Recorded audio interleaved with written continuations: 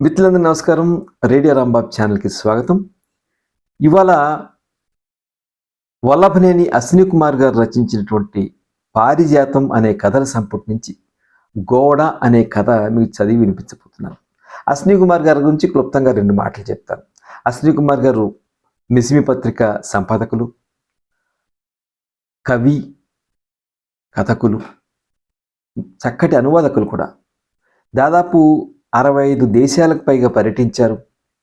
వారి యాత్రానుభవాలను దూరతీరాలుగా వెలువరించారు. Charlie Chaplin నా కథను అనువదించారు. అలాగే బైరన్, షెల్లీ, కీట్స్ ఈ కవుల జీవిత చరిత్రలను తెలుగు పాఠక లోకానికి అందించారు. రాజారావు సర్పెంట్ అండ్ రోప్ నవలను రజ్జు సర్ప భ్రాంతిగా తెలుగు పాఠక లోకానికి అందించారు. వారి కథల్లో మానసిక విశ్లేషణ చాలా ఉంటుంది. బిట్వీన్ ది లైన్స్ అంటాం కదా, ఆ బిట్వీన్ ది లైన్స్ చాలా ఉంటుంది. ముందే చెప్పినట్టుగా కవిత్వం తొంగి చూస్తూ ఉంటుంది. ఇవాళ చదివే కథ ఈ గోడలో నాకు ఆత్రేయ పాట గుర్తుకొచ్చింది కథ చదివినప్పుడు. వయసు కోతి వంటిది, మనసు కొమ్మ వంటిది అని. ఈ వయసు మనసు ఈ సంఘర్షణ గోడ కథలో మనకు కనిపిస్తుంది. మరో విశేషం, మే 27వ తేదీ అశ్విని కుమార్ గారి జన్మదినం. వారికి శుభాకాంక్షలు తెలియజేస్తూ కథలోకి వెళ్తాను. కథా శీర్షిక గోడ. ఎప్పటి నుంచో ఈ గోడ అక్కడే ఉంది. రోజు ఈ గోడను చూస్తూనే ఉన్నాడు. కానీ ఈరోజు అవతల కదులుతున్న హరిని చూసినప్పుడే ఈ గోడను గమనించాడు. సాదాసీదాగా ఆ ఇంటికి ఈ ఇంటికి మొక్కుపడి హద్దుగా కట్టింది. ఇన్నాళ్ళు దాని సంగతే పట్టించుకోలేదు. ఏనాడు అది తనకు అడ్డుగానూ అనిపించలేదు. సుజని ప్రతి పండుగకు పాయసం ఈ గోడ మీద నుంచే అందించేది. సంక్రాంతి రోజుల్లో పంచదార అరిసెలు ఏ గోడ దాటే వచ్చేవి. తను లోపల ఉంటే అన్నయ్య అని గట్టిగా పిలిచి తనకే అందించేది. అప్పుడెప్పుడూ ఈ గోడ ఉన్నట్టు తను అనుకోలేదు. మరి హరిణి వచ్చి ఈ గోడను అడ్డుగా నిలబెట్టిందా? హరిణి మా వసంత కూతురు. ఇక్కడే సిద్ధార్థలో అదేదో కొత్త కోర్సు బీసీఏలో చేరింది. హాస్టల్ వద్దు, ఇక్కడే ఉండమన్నాను అంటూ సుజని హరిణిని తన ముందు నిలబెట్టింది. హాయ్ అంకుల్ అంటూ మెరిసే కళ్ళతో నవ్వింది. అంకులు పెంకులు ఏమిటే మావయ్యాను అంటూ సుజని సలహా ఇస్తుంటే తనకు నవ్వు ఆగలేదు. హరిణికి ఓనీల నుంచి పంజాబీలకు, గాగ్రాలకు, ఆదివారాల్లో జీన్స్కు మారటానికి ఒక విద్యా సంవత్సరం కూడా పట్టలేదు. పులిపాక నుంచి వచ్చినప్పుడు జడ కూడా తర్వాత ఎన్నో రూపాంతరాలు చెందింది. చెవుల మీదకి రింగులుగా, నుదుటి మీద ముంగురులుగా, ఫ్రెంచ్ ప్లేట్స్గా, ఇంకా ఎన్నో స్టైల్స్లో. ఇవన్నీ రూపాంతరాలే.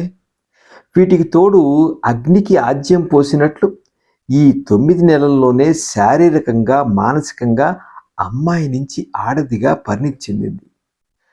అందుకు చాలా వరకు క్వాలిటీ ఐస్ క్రీమ్, కాలేజీ వాతావరణం, టీవీ ఛానల్స్ దోహదం చేసి ఉంటాయా? ఈ పుస్తకాలన్నీ చదివారా? కొంత ఆశ్చర్యం, కొంత అనుమానంతో తనను అడిగినప్పుడు ఏం సమాధానం చెప్పాలి? ఈ క్యాసెట్లన్నీ వింటారా? ఈ సీడీలన్నీ చూస్తారా? ఎందుకింత ఉత్సుకత, ఎంత ఉత్సాహం? ఈ 9 నెలల్లో హరిని సంగీత జ్ఞానం వింత పొకడలేపోయింది.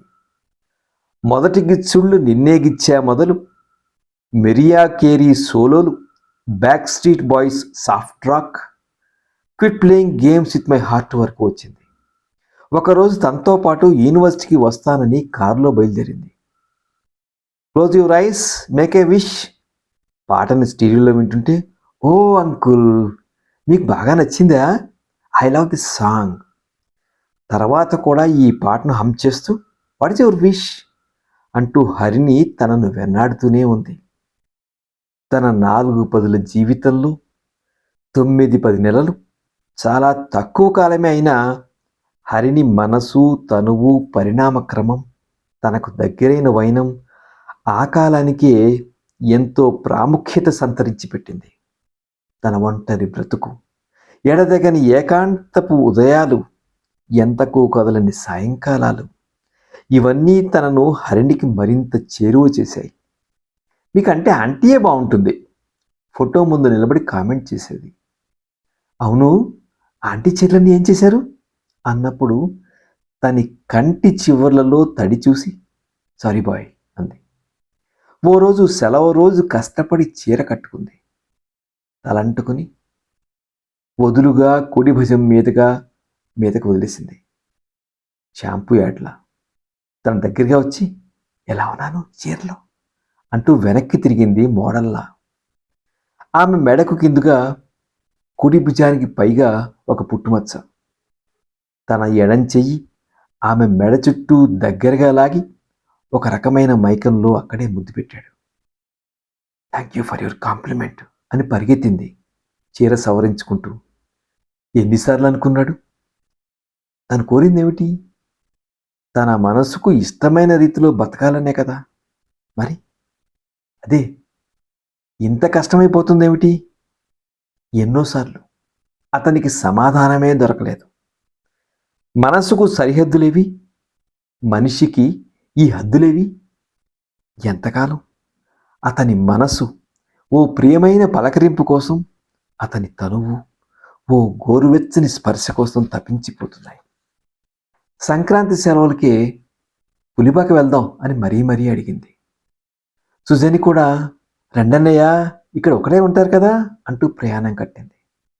వదిన్ని తలుచుకుని కంటతడి పెట్టింది.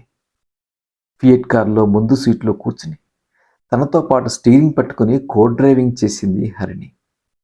నులివెచ్చని ఊపిర్లు, సుతిమెత్తని రాపిడిలు, యనమల కుదురు లాకులు దాటి సన్నని గతుకుల రోడ్డులో కాలవగట్టు మీదుగా కారిపోతుంది. కరువు కాలవ అంచులకు తన్ని ఉంది. ఎదురుగా బండి వస్తే తప్పుకోవడమే కష్టం. ఒక పక్క కాలవ నిండుగా ప్రవహిస్తోంది. రెండో పక్క పొలాలు ఎంతో దిగువన ఉన్నాయి. ఈ కాలవగట్టు రోడ్డు మీద డ్రైవింగ్ గారడి వాడి తాటి మీద నడిచినట్లుగా ఉంది. అంకుల్, కారు కాలంలో పడిపోతే అంటూ ఓ పిచ్చి ప్రశ్న వేసింది. వెనక సుజిని ఏమిటా పిచ్చివాగుడు అని కేక వేసింది. అవును, పడిపోతే ఎలా ఉంటుంది? తన మనస్సు ప్రమాదంలో థ్రిల్ ఎలా ఉంటుందో ఊహిస్తోంది. ఊరు దగ్గరవుతున్న కొద్దీ ఎదురుగా వచ్చే ఎడ్ల బండ్లతో ప్రయాణం సాగటం లేదు. గనగన గంటల మోతలతో, రంగురంగుల తాళ్లతో తెల్లటి ఎడ్లు ప్రమాదం అంటే తమకు తెలియనట్లు పరుగులు పెడుతున్నాయి. మేకలు గుంపులుగా అడ్డొచ్చాయి. కారు ఆపగానే గుంపు చీలి రెండు పక్కలా వెళ్ళిపోయాయి. ఒక్కసారిగా గొంగళ్ళ వాసన రోడ్డు మీద నుంచి మట్టిగట్టు ఏటవాలుగా ఊళ్ళోకి దారి తీసింది. సుజని ఇంటి ముందు కారు ఆపాడు. హరిని కారు దిగి తన ఉనికినే మర్చిపోయి అమ్మా అంటూ పక్కింట్లోకి పరుగు పెట్టింది. సుజని సామాను దింపే ప్రయత్నంలోనే తనను దిగన్నయ్యా అంది. రండి బావగారు అంటూ లక్ష్మయ్య నవ్వుతూ వచ్చాడు. లక్ష్మయ్య జీవితమే వ్యవసాయం. వరి, చెరకు, గొడ్లు, పాలు. నెలకో 2 నెలలకో ఓసారి విజయవాడ వచ్చి 2 రోజులు నిద్రపోతాడు. లెక్కలు డొక్కలు సుజనికి చెప్పి ఓ సినిమా చూసి మళ్ళీ పులిపాక వచ్చేస్తాడు. పెద్ద దొడ్డి, ఓ పక్క ఎడ్లు, ఇంకో పక్క గేదెలు, కోళ్ళు, ఒక గిన్నె కోడి కూడా. పెంకుటిల్లు, ఒకటే గది, అందులో భోషానం, పచ్చగడ్డి వాసన, వెచ్చని ఆవిరి, మట్టి పేడ, గోబర్ గ్యాస్ ప్లాంటు. మట్టికి ఎంత దగ్గరగా ఉంది జీవితం. పెరట్లో కొబ్బరి చెట్లు, వేప చెట్లు, ఉసిరి, బొప్పాయి చెట్లు, పెద్ద గడ్డివామి. మధ్యాహ్నం భోజనాల సందడి, హరిని అల్లరి, తర్వాత విశ్రాంతి. నిజానికి తనకి వాళ్ళకి బంధుత్వం ఏమీ లేదు. ఇరుగు పొరుగు బంధం, మనిషికి మంచికి ఉండే సంబంధం తప్ప తమ హృదయాలకు గృహాలకు ఏ హద్దులు పెట్టుకో అవసరం రాలేదు. తన పిల్లలు వాళ్ళ పిల్లలు ఎవరి దారిన వాళ్ళు రెక్కలు వచ్చి వెళ్ళిపోయారు. ఇన్నేళ్లుగా తనని వాళ్ళెప్పుడూ పరాయివాడిగా చూడలేదు. ఆలోచిస్తూ నిద్రపోయాడు. లేచేసరికి సాయంత్రం అయిపోయింది. తన కాలం ఒక్కసారి ఆగిపోయినట్లు పరుగులకు దూరంగా, బరువుల నుంచి వేరే తీరంలో, బాధ్యతల ఒత్తిడి నుంచి స్వేచ్ఛగా అనిపించింది. ఇక్కడ గాలి తేలికగా ఉంది, వాతావరణం ఉల్లాసంగా ఉంది. అంకుల్, కాలువ దాడదాం, అవతల కృష్ణ ఉంది అంటూ లాక్కుపోయింది. తన సమాధానంతో పని లేదు. కాలువగట్టు, నల్లరేగడి, నడిస్తే జారిపోతుంది. బొటన వేళ్లు గుచ్చి అడుగులో అడుగు వేస్తూ బల్లకట్టి ఎక్కారు. కింద నీళ్లు వేగంగా పరిగెడుతున్నాయి. తమతో పాటు 2 మేకలు, పచ్చగడ్డి మోపులు కాలవ దాటాయి. గట్టు ఎక్కి చెరకు పొలాల్లోకి దిగారు. హరిణి చెంగు చెంగున పరిగెడుతోంది. కృష్ణ ఒడ్డుకు చేరారు. ఒక్కసారిగా అంతా ఖాళీగా అనిపించింది. ఎక్కడ కృష్ణ? కిందకు 7-8 అడుగుల లోతున ఇసుక పరులున్నాయి. ఎక్కడో మధ్యలో నడకదారిలా నీరు ప్రవహిస్తోంది. మెల్లిగా ఏటవాలు దారిలో కిందకు దిగారు. ఇసుకలో నడిచి నీటి దగ్గరకు వచ్చారు. నదీ గర్భంలో నిలబడి తాము ఎంతో క్రిందుగా, చుట్టూ ప్రపంచం ఎంతో ఎత్తులో ఉన్న అనుమానం వచ్చింది. వింత అనుభూతి కలిగింది. దూరదూరంగా పొగల పొరల్లో నుంచి వారధి, రైలు వంతెనలు కనపడుతున్నాయి. పక్షులు ఇళ్ళకు పోతున్నాయి. కబోది పక్షులు నదికి వస్తున్నాయి. బ్యారేజ్ వెనకనే ఎర్రటి సూర్యుడు పెద్ద కాషాయం బొట్టులా. ఏమి రంగు! ఎవరా చిత్రకారుడు? అతనికి ఒక వింత ఆలోచన వచ్చింది. హరిణి, ఒక్కసారిగా ఇప్పుడు కృష్ణ వదలా వస్తే ఏం చేస్తావు అన్నాడు. అరక్షణం ఆ కళ్ళల్లో అనుకోని బెదురు. అంతలోనే నాకేం భయం, నేను వాటేసుకుంటా అంటూ తనని గట్టిగా పట్టుకుంది. వరద వచ్చినట్టే. ఆమె తల అతని గడ్డం కిందనే ఉంది. జుట్టు సాంబ్రాణి ధూపం వాసన వేస్తోంది. ఆమె భుజాల చుట్టూ చెయ్యి వేసి గుండెలకు హత్తుకుని ఐ లవ్ యూ బేబీ అని గొనిగాడు. అవును, ఇప్పుడు నిజంగా ఈ లోయంతా నీటితో నిండిపోతే ఏదో తెలియని థ్రిల్. ఆ ఆలోచనే. ఆమె కనురెప్పులు ఎత్తి అతన్ని చూసింది. తిరిగి వచ్చేటప్పుడు అడిగాడు, హరిణి, నీకు ఎప్పుడైనా కలలు వస్తాయా? ఓ, ఎన్నో అంకుల్. కానీ ఒక్కటి బాగా జ్ఞాపకం. నేను ఏదో ఎడారిలో ఒంటరిగా నడుస్తున్నట్లు, ఎక్కడా ఎవ్వరూ లేనట్లు. అయినా నాకెందుకో భయం కలగలేదు. ఇంతలో వెనక నుంచి తెల్లని రోబులో అతను బ్లాక్ స్టాలియన్ మీద వచ్చి బలమైన చేత్తో నా నడుం పట్టుకుని ఎత్తి అతని ముందు కూర్చోబెట్టుకుని తీసుకుపోయినట్లు. తల తిప్పి అతను చూసేలోపు గాలికి కళ్ళల్లో ఇసుక పడి నలుపుకుంటే మెలకు వచ్చేస్తోంది. స్వాగతంలా చెప్పింది. అతను నాలాగా ఉంటాడా అడిగాను. నీకు గుర్రస్వారీ వచ్చా? ఈసారి పరీక్షగా చూస్తాను అంది కొంటెగా. చీకట్లు ముసురుతుండగా ఇంటికి చేరారు. ఆలస్యంగా వచ్చిన వెన్నెల కొబ్బరి ఆకుల సందుల్లోంచి జారి పడుతుంది. మల్లె పందిరిలో పూలపైన చింది పడుతోంది. బావి దగ్గర నీటి తొట్టులోకి తొంగి చూస్తుంది. హరిణి వక్షం మీద తెల్లటి ఓనికి తగిలి ఎగసి పడుతోంది.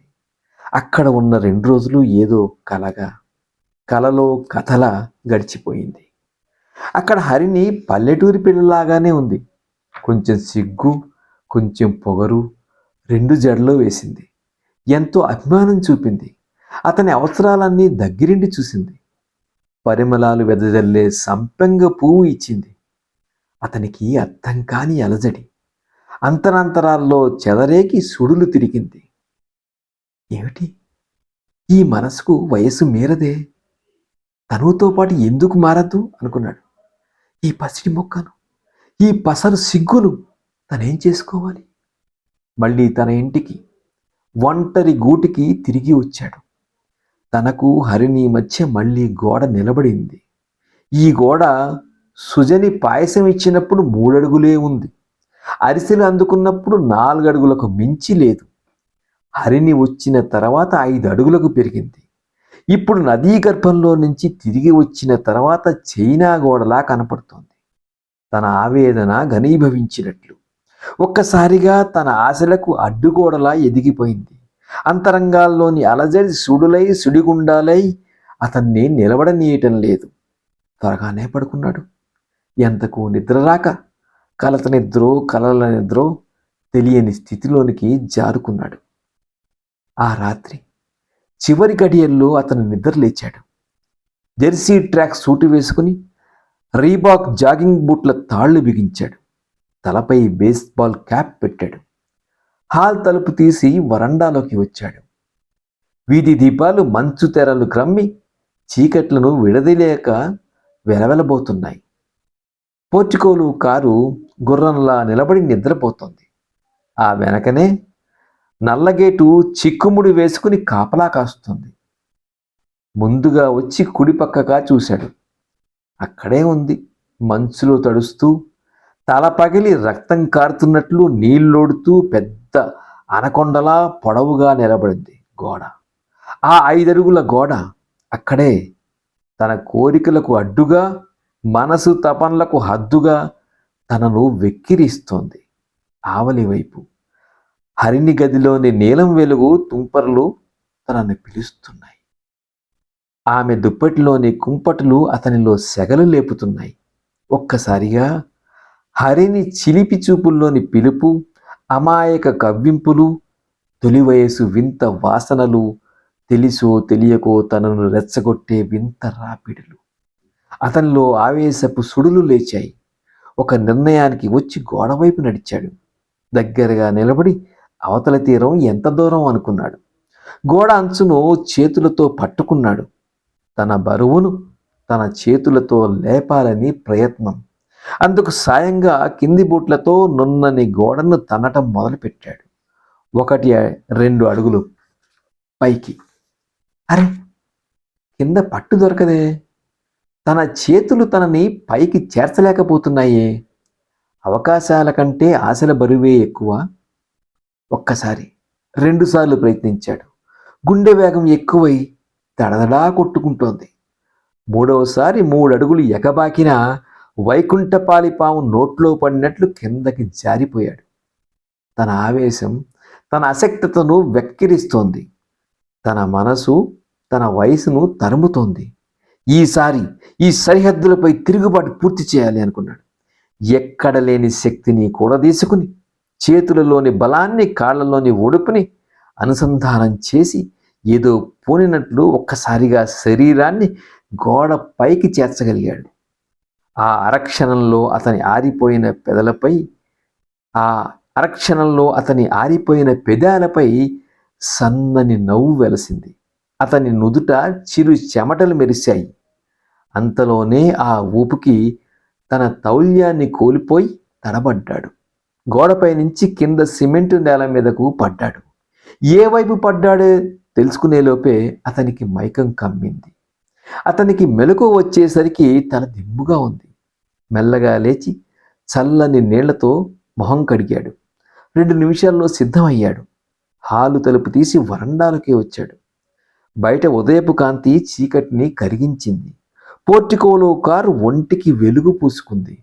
నల్ల గేటు గడి తీసి రోడ్డు మీదకు వచ్చాడు. గేటు పక్కన ఉన్న పాలరాయి పలకం వైపు చూశాడు. డాక్టర్ రమానంద్, దమయంతి పేర్లు బంగారు రంగులో ఉన్నాయి. జేబులో నుంచి రుమాలు తీసి పలక మీద తడి ధూళిని తుడిచాడు. కొద్దిగా ముందుకు నడిచి గోడని చూశాడు. ఇప్పుడు నిలువున ఒక గీతలా మాత్రమే కనపడుతోంది. పక్కింటి గేటు దగ్గరికి వచ్చేసరికి, హాయ్ మావయ్య, ఇవాళ నుంచి నేను జాగింగ్కి, హరిని నవ్వుతోంది. ఇదండి గోడ కథ. ఒక మనిషిలోని వయస్సు, మనసు పోటీ పడినప్పుడు ఆ సంఘర్షణ ఎలా ఉందో అద్భుతంగా అశ్విని కుమార్ గారు ఒక మానసిక విశ్లేషణని గోడ కథలో మనకి చూపారు. ఇది నేను అర్థం చేసుకున్న తీరు. ఈ కథను మీరు ఎలా అర్థం చేసుకున్నారు? మీ అభిప్రాయాన్ని కామెంట్స్ రూపంలో తప్పకుండా పోస్ట్ చేస్తారు కదా. ఈ వీడియో మీకు నచ్చినట్లయితే లైక్ చేయండి, షేర్ చేయండి. రేడియో రాంబాబు ఛానల్కి సబ్స్క్రైబ్ చేయండి. నమస్కారం.